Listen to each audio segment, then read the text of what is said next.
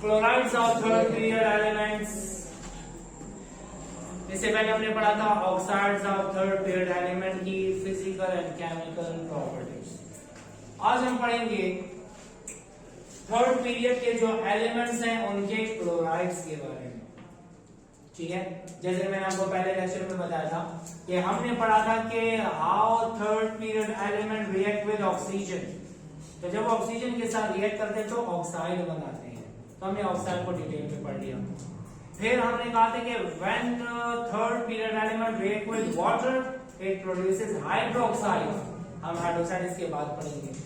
और when third period element react with chlorine to produce chlorides, तो chloride के बारे में हम पढ़ रहे हैं। ठीक है, ये थर्ड पीरियड के एलिमेंट के क्लोराइड्स हैं sodium chloride, magnesium chloride, aluminium chloride which exist in diametic form, silicon tetrachloride, phosphorus trichloride, disulphur dichloride. जैसे कि हमने कहा था कि सोडियम क्लोराइड, मैग्नीशियम क्लोराइड और एल्यूमिनियम क्लोराइड ये सॉलिड स्टेट में होते हैं। अगर आपको याद हो NaCl है व्हाइट सॉलिड, MgCl2 है व्हाइट सॉलिड, एल्यूमिनियम क्लोराइड है पेल येलो सॉलिड या straw coloured solid, silicon tetrachloride colourless liquid, fuming liquid, orange coloured foul smelling liquid. याद है हमने कहा था sodium Burns in chlorine with bright orange flame, it Burns with intense white flame. ये flame को colour नहीं देता, लेकिन ये जो व्हाइट स्पार्कल ऑक्सीजन में बनाता है, लेकिन ये पेल येलो सॉलिड बनाता है। ये भी कलर नहीं देता, लेकिन कलरलेस लिक्विड बनाता है, फ्यूमिंग लिक्विड बनाता है, और ये जलता है विद पेल ब्लू फ्लेम। ठीक है, अच्छा हम पहली प्रॉपर्टी पढ़ते हैं नेचर ऑफ बॉन्ड की। हमने पहले पढ़ा था कि जब मेटल और नॉन मेटल कंबाइंड होते हैं तो बॉन्ड होता है आयोनिक। मोस्टली कौन सा बॉन्ड होता है? आयोनिक होता है। ठीक है, sodium metal non metal, metal non metal, metal non metal, तो ये तीनों कौन से हैं? आयोनिक क्लोराइड्स हैं। लेकिन सिलिकॉन से लेकर सल्फर के जो क्लोराइड है वो कोवैलेंट है। Magnesium chloride, sodium chloride and aluminium chloride are ionic in nature, while silicon, phosphorus and sulfur chloride are covalent in nature. एक और बात, हम इनके स्ट्रक्चर की तरफ आते हैं। सोडियम क्लोराइड और मैग्नीशियम क्लोराइड का स्ट्रक्चर होता है joint network structure, combined structure. फिर मैंने कहा था कि एल्यूमिनियम क्लोराइड एग्जिस्ट करता है डायमैरिक फॉर्म में, मतलब ये ऐसा आयोनिक कंपाउंड है जिसमें आयोनिक कैरेक्टर बहुत कम होता है और कोवैलेंट कैरेक्टर इसमें ज्यादा होता है। इस वजह से ये जॉइंट फॉर्म में नहीं होता। एल्यूमिनियम का क्लोराइड, सिलिकॉन का क्लोराइड, फास्फोरस का क्लोराइड और डाइसल्फर डाइक्लोराइड, ये सब के सब क्या है? डिस्क्रीट मॉलिक्यूलर फॉर्म में एग्जिस्ट करते हैं।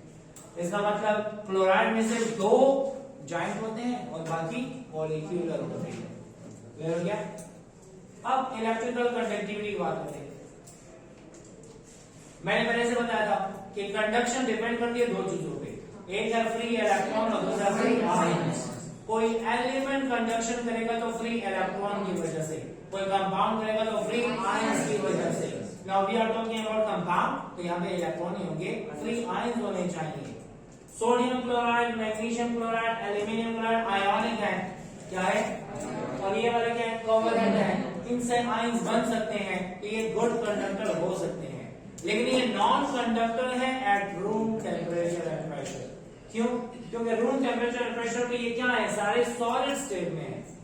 जब ये सॉलिड में होंगे तो ये फ्री आयंस इनमें नहीं होंगे, और जब फ्री आयंस नहीं होंगे तो कंडक्शन नहीं होगी। तो अगर आपसे पूछा जाए कि कौन सा वाला गुड कंडक्टर है एट रूम टेम्परेचर, कोई भी नहीं है। ठीक है, all chlorides are non-conductor at RTP, room temperature and pressure, because at room temperature and pressure sodium chloride exists as solid form। solid form में होता है। मैग्नीशियम क्लोराइड भी सॉलिड है, एल्यूमिनियम क्लोराइड भी सॉलिड है। लेकिन अगर आपको कोई कहे इसको मेल्ट करते हैं या इसको पानी में डिसॉल्व करते हैं तो फिर तो कंडक्शन करेगा। तो सोडियम क्लोराइड और मैग्नीशियम क्लोराइड गुड कंडक्टर है। क्या है? Good conductor. किस फॉर्म में? या मोल्टन स्टेट।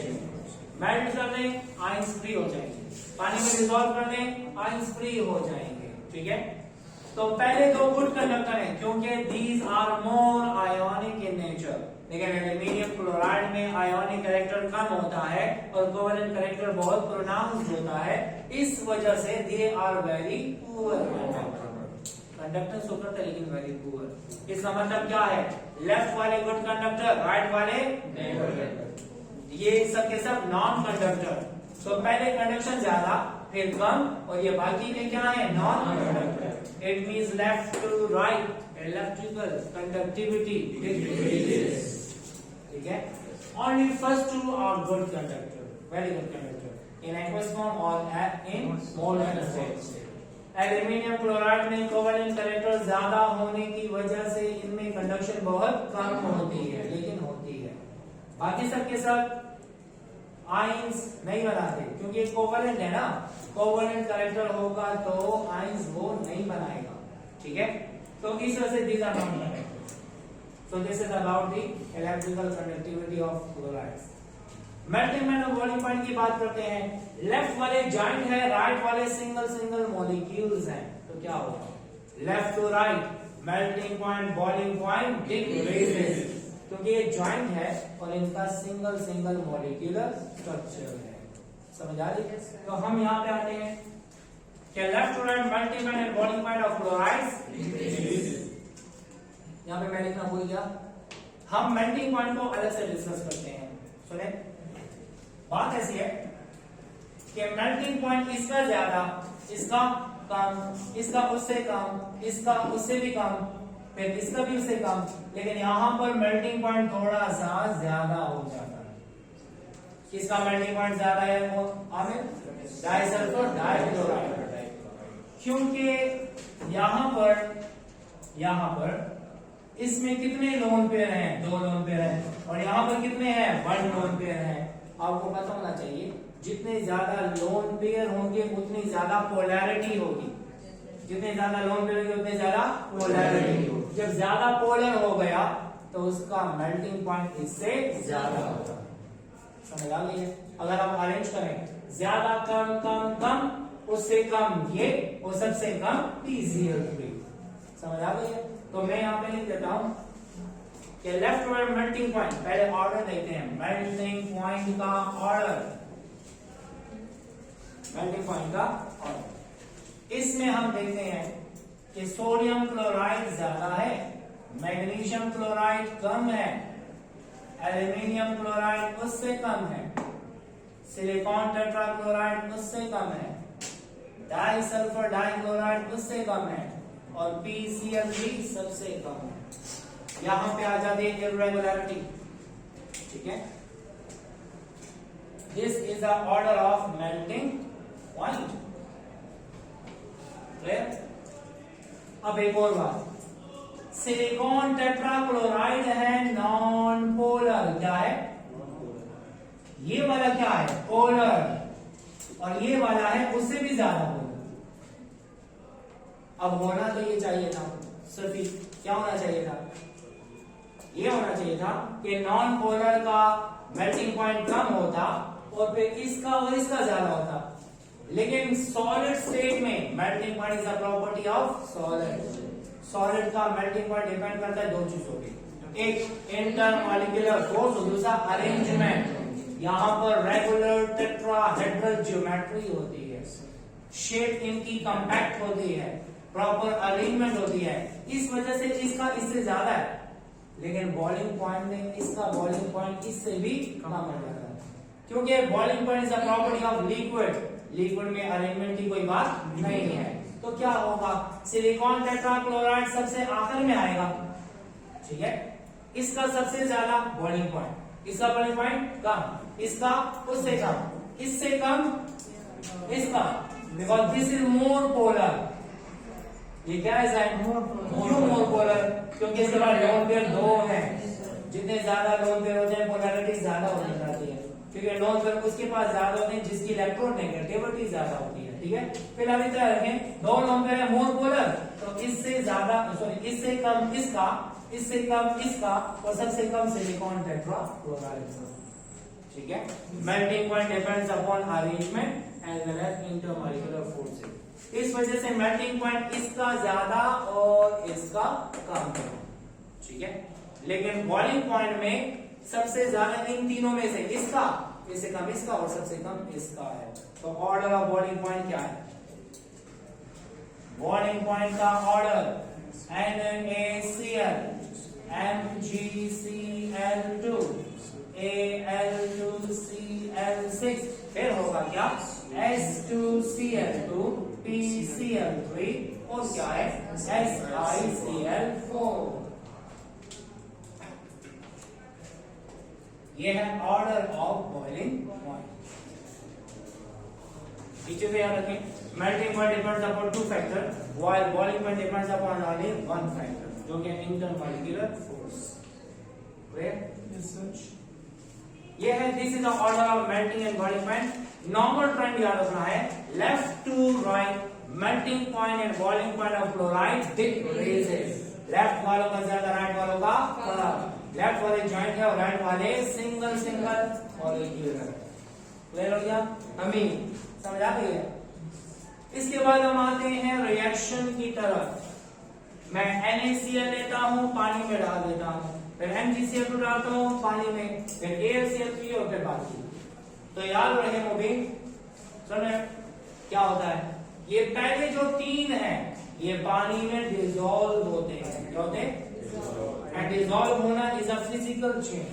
कौन सा चेंज है? Physical change. लेकिन सिलिकॉन का क्लोराइड, फास्फोरस का क्लोराइड और सल्फर का क्लोराइड पानी में जैसे ही डालें तो ये केमिकली रिएक्ट करते हैं। क्या करते हैं? रिएक्ट। और रिएक्ट करने के बाद फ्यूम्स ऑफ HCl बनाते हैं। ठीक है, ये डिसॉल्व होते हैं। ठीक है, और ये वाले रिएक्ट करते हैं। ठीक है, and produces fumes of HCl। इसके फ्यूम्स HCl का धुआं बन के निकल रहा होता है। तो मतलब पहले दिन फिजिकल चेंज लाते हैं और बाकी दिन या चार केमिकल चेंज लाते हैं। देख लेते हैं, NaCl, MgCl2, AlCl3 dissolves in water, while silicon tetrachloride, phosphorus tri and phosphorus pentachloride and disulfur dichloride react chemically with water and produces fumes of HCl। ये HCl बनाता है। ठीक है, अब देख लेते हैं, जब भी हम घरों में नमक को पानी में डाल देते हैं तो वो क्या हो जाता है? डिसॉल्व। और जब पानी में नमक को डिसॉल्व किया, दोबारा से नमक हासिल कर सकते हैं? कैसे? एवापोरेट करके पानी को। ठीक है, मतलब that is the physical change. NaCl solid, Na plus aqueous, chloride aqueous, this is a physical change। Magnesium chloride को पानी में डाला तो मैग्नीशियम आयन बना और क्लोराइड आयन बना। क्लियर? अच्छा, जो एल्यूमिनियम क्लोराइड का सॉल्यूशन है, एल्यूमिनियम क्लोराइड का सॉल्यूशन ये एसिडिक होता है। क्या होता है? एसिडिक। क्यों एसिडिक होता है? आपने फर्स्ट में पढ़ा होगा कि तीन किस्म के साल्ट होते हैं। जब strong acid strong base combine हो जाए तो क्या होता है? न्यूट्रल साल्ट बनता है। Strong acid strong base combine हो तो न्यूट्रल साल्ट बनता है, उसकी pH 7 के बराबर होती है। और जब स्ट्रॉन्ग एसिड वीक बेस से बनता है तो एसिडिक होता है। और जब वीक एसिड और स्ट्रॉन्ग बेस से बनता है तो बेसिक होता है। याद रहे, ये स्ट्रॉन्ग एसिड स्ट्रॉन्ग बेस से बना, ये भी स्ट्रॉन्ग एसिड स्ट्रॉन्ग बेस से बना, तो इनका सॉल्यूशन तकरीबन न्यूट्रल ही होता है। क्या होता है? न्यूट्रल। लेकिन एल्यूमिनियम क्लोराइड को जब पानी में डाल देते हैं तो मीडियम हो जाता है क्या? एसिडिक, और इसकी pH होती है 7 से कम। अब अंदर क्या होता है? ऐसा होता है कि एल्यूमिनियम क्लोराइड को जब पानी में डालते हैं तो एल्यूमिनियम आयन हो जाता है अलग, एक्वस, और क्लोराइड आयन हो जाता है अलग, एक्वस। लेकिन ये एल्यूमिनियम आयन बनाता है कोऑर्डिनेशन कॉम्प्लेक्स। चैप्टर नंबर 14 में पढ़ेंगे इंशाल्लाह। कोऑर्डिनेशन कॉम्प्लेक्स क्या होता है? एक एल्यूमिनियम के साथ 6 वाटर अटैच हो जाते हैं और वो बनाते हैं कोऑर्डिनेट कोवलेंट बॉन्ड, और इसको कहते हैं कोऑर्डिनेशन कॉम्प्लेक्स। ये पढ़ेंगे डिटेल में इंशाल्लाह चैप्टर नंबर 14 में। लेकिन याद रहे, मैग्नीशियम पानी में आए तो ये वाटर के साथ फिजिकली इंटरेक्ट करता है, केमिकली इंटरेक्ट नहीं करता। सोडियम आयन आ जाए पानी में तो वो पानी के साथ फिजिकली इंटरेक्ट करता है, केमिकली नहीं करता। लेकिन एल्यूमिनियम +3 आएगा पानी में तो उसके साथ कितने वाटर एटम है? 6 वाटर। इसको बोलते हैं हेक्सा एक्वा। क्या बोलते हैं? एक्वा का मतलब वाटर। ये क्या है? एल्यूमिनियम। और एल्यूमिनियम का चार्ज कितना है? +3। असल में अंदर से आते हैं, वाटर के ऊपर चार्ज नहीं होता। ये जो +3 है वो किसका है? एल्यूमिनियम का। इसका नाम है क्या? Hexa aqua complex. पूरा लिख देते हैं, हेक्सा एक्वा एल्यूमिनियम। एल्यूमिनियम का चार्ज क्या है? 3। इससे पहले भी हमने कंपाउंड पढ़ा था, आपको याद हो क्या बना था? Sodium tetra hydroxo aluminate. वो पढ़ेंगे समझा। याद रहे, जब ये कॉम्प्लेक्स बन जाता है, क्या बनता है? कॉम्प्लेक्स। इस कॉम्प्लेक्स में क्या होता है? एल्यूमिनियम के साथ अटैच है H2O, H2O, H2O। ये भी है H2O, H2O and H2O। ये देखिए ना, एल्यूमिनियम के ऊपर कितना चार्ज है? +3। कितने वाटर हैं? 6। ये 6 वाटर है ना, मैं ऐसे लगा देता हूं। ये है H और ये है H। एल्यूमिनियम के ऊपर पॉजिटिव चार्ज है, ये अट्रैक्ट करेगा इलेक्ट्रॉन किससे? ऑक्सीजन से। जब ये ऑक्सीजन से लेगा तो ऑक्सीजन में क्रिएट होगी डेफिशिएंसी। वो डेफिशिएंसी पूरी करने के लिए वो हाइड्रोजन से ले लेगा इलेक्ट्रॉन। जब हाइड्रोजन से इलेक्ट्रॉन ले लिया तो हाइड्रोजन निकलेगा ऐसे। जब ऐसे निकल जाएगा हाइड्रोजन तो मीडियम हो जाएगा एसिडिक। अब क्या बचा? जब हाइड्रोजन निकल गया तो एल्यूमिनियम के साथ 5 वाटर है और एक हाइड्रोक्सल है। ये 5 वाटर एक हाइड्रोक्सल है। समझ आ गई है? ये जो हेक्सा एक्वा एल्यूमिनियम कॉम्प्लेक्स है, पानी में हाइड्रोजन आयन देता है। कैसे देता है? ऐसे देता है। जब सेंट्रल एटम पे पॉजिटिव चार्ज ज्यादा हो जाए, एसिडिटी ज्यादा हो जाएगी। लेट्स सपोज यहां पर +2 होता और फिर इस केस में +3 है, तो कौन सा ज्यादा एसिडिक होगा? +3। अच्छा सुनिए आगे, इसका नाम क्या है?